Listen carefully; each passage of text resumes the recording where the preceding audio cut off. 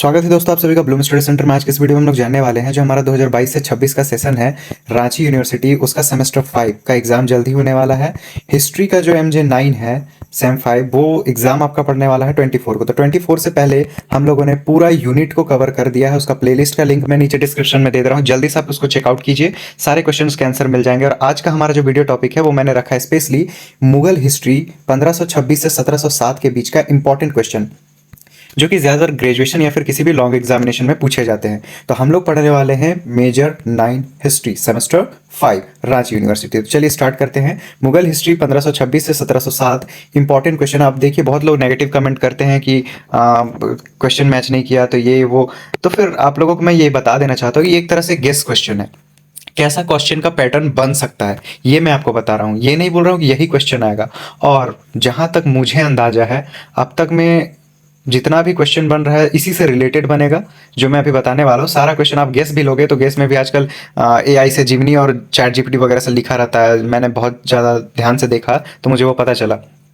तो चलिए बिना देरी के हम लोग वीडियो को स्टार्ट करते हैं। आपको इससे अंदाजा लग जाएगा कि आपको टॉपिक में जो यूनिट है उसमें से आखिर क्या और कैसे पढ़ना है। तो सबसे ज़्यादा पूछे जाने वाले प्रश्न, सबसे पहला, बाबर की पानीपत की प्रथम लड़ाई 1526 का महत्व और परिणाम स्पष्ट कीजिए। इसमें मैं एक दो टॉपिक और इंक्लूड करना चाहूंगा कि बाबर का जो पानीपत का युद्ध में लड़ाई हुआ था, आपको पता होगा 1526 में किसके बीच हुआ था?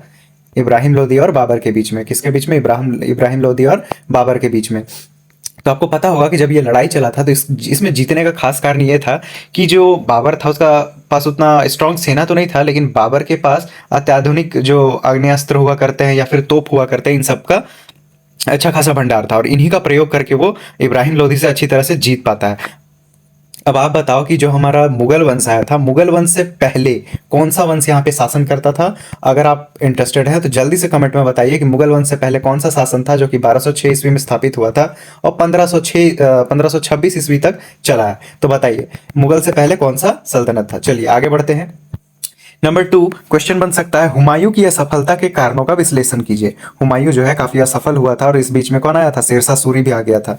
तो उसकी असफलता क्या रही, क्यों वो हारा और कैसा कैसा था, उस बारे में पूछा जा सकता है। और दूसरा क्वेश्चन ये बनता है इसी टाइम पीरियड का कि शेर शाह सूरी जो है उसके प्रशासनिक व्यवस्था का वर्णन करे।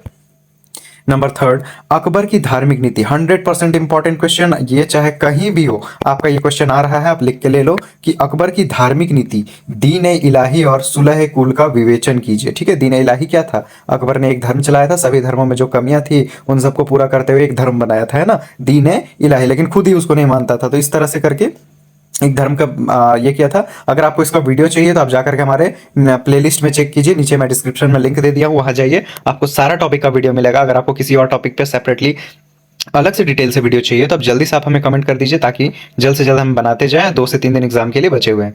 अकबर के प्रशासनिक ढांचे और मनसबदारी प्रथा, सबसे इंपॉर्टेंट, अकबर का प्रशासनिक व्यवस्था और मनसबदारी व्यवस्था या फिर प्रथा क्या था इसके बारे में। तो ये दो जो टॉपिक है, दीन इलाही और मनसबदारी, ये एक दूसरे का पूरक बन सकता है। मतलब ये आएगा या तो फिर ये आएगा, किसी ना किसी तरह से दोनों क्वेश्चंस में से एक रहेंगे या तो फिर दोनों आएंगे, लेकिन दोनों क्वेश्चन 100% इंपॉर्टेंट है। नेक्स्ट है जहांगीर के शासनकाल की प्रमुख विशेषताओं का उल्लेख कीजिए, है ना। छठवा देखें तो शाहजहां की स्थापत्य कला, योगदान को स्पष्ट कीजिए। देखिए ये हम कंफर्म तो नहीं है लेकिन इतना कह सकते हैं कि शाहजहां का जो उस टाइम का स्थापत्य कला था वो काफी प्रसिद्ध था या फिर विकसित था, है ना। तो ये आप देख लीजिएगा क्योंकि उस टाइम ताजमहल, लाल किला, इन सब के बारे में बता सकते हैं, ये सब काफी फेमस स्थापत्य कला था उनका। औरंगजेब की दक्कन नीति की सफलता और असफलता का मूल्यांकन कीजिए। अगर आप मेरे रेगुलर व्यूअर्स हैं तो आपको पता होगा कि मैंने कुछ दिन पहले इसके बारे में अच्छे से बहुत डिटेल से वीडियो बनाया है कि औरंगजेब की दक्कन नीति क्या थी, उसकी सफलता असफलता का मूल्यांकन कैसे करना था। 8वां है औरंगजेब की धार्मिक नीति और उसके परिणामों की समीक्षा करें। औरंगजेब कैसा धर्म चलाया था, मतलब किस तरह से उसका था धर्मों के प्रति व्यवहार, उसके बारे में समीक्षा करना है। 9 है 1707 के बाद मुगल साम्राज्य के पतन के कारण बताइए, है ना। मुगल साम्राज्य का पतन आखिरकार क्यों हुआ था, कैसे हुआ था, इसका भी वीडियो मैंने जस्ट कुछ दिन पहले बनाया है। अगर आपको किसी टॉपिक पे चाहिए हो तो मैं बार बार बोल रहा हूँ, कमेंट कीजिए। मुगल काल में यूरोपियनों का आगमन और प्रभाव पर चर्चा कीजिए। मुगल काल में जो यूरोपीय लोग आए थे वो लोग आने के बाद यहाँ पर में क्या भूमिका निभाएं, क्या क्या किए, उन सब के बारे में आपको डिटेल से बताना है। तो ये 10 क्वेश्चन आपके लिए काफी इंपॉर्टेंट थे और बीच बीच में मुझे जो जो क्वेश्चन याद आते जाएंगे मैं आपको बताता जाऊंगा। अब आपको एक दो और इंपॉर्टेंट क्वेश्चन बता दे रहा हूं जिसमें से आपका सबसे ज्यादा इंपॉर्टेंट रहेगा। मुगल काल के दौरान, क्वेश्चन ध्यान से सुनिएगा, मुगल काल के दौरान मतलब 1526 से 1707 के बीच का स्थापत्य कला या वास्तुकला का वर्णन करें। क्वेश्चन ये एक हो सकता है। दूसरा क्वेश्चन ये बन सकता है कि उस समय वाणिज्य एवं व्यापार का व्याख्या करें, या तो फिर उसमें एक और इंक्लूड हो सकता है कि कर प्रणाली का, या तो फिर कर जो टैक्स वसूली हुआ करता था उसके बारे में एक्सप्लेन कीजिए।